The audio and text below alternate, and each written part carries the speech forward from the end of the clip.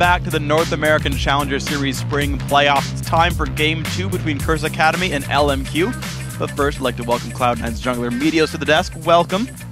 So many junglers in the desk all the freaking time. Every single time. So, first of all, let's go into that game. LMQ, of course, looks great. How'd you feel about them? LMQ definitely looks strong. They pretty much got an advantage off level 1 and snowballed it pretty quickly.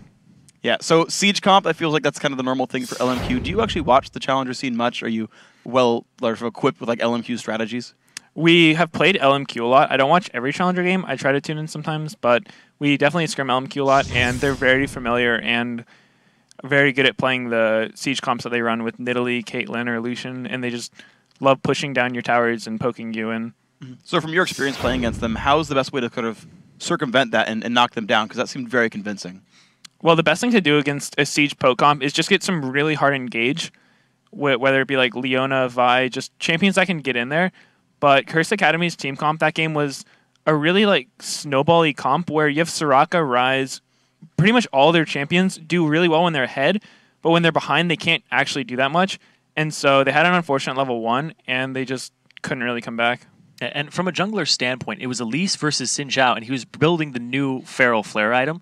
And how do you feel about Elise in this patch right now, and how she stacks up against Feral Flare, too? Well, on this patch, Elise is weaker ever since, I think, 4-4, where she got nerfed. Yeah.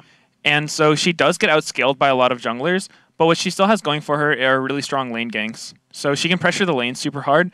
So what it comes down to is if the team can avoid getting ganked by Elise early game and can just let Xin Zhao farm up, he'll probably outscale her, but on the level 1, there were 16 summoners below in level 1, all flashes, everything.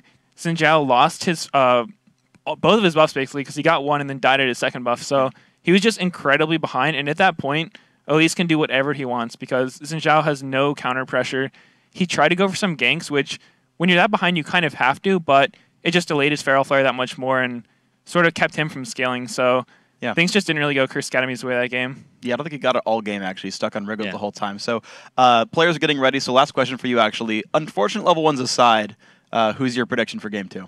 I think LMQ will take it. They're extremely strong. Nothing against Curse Academy. Maybe they can come back, but LMQ is definitely a powerhouse. All right, Meteos, thank you very much. Guys, we're about to get ourselves into this Game 2.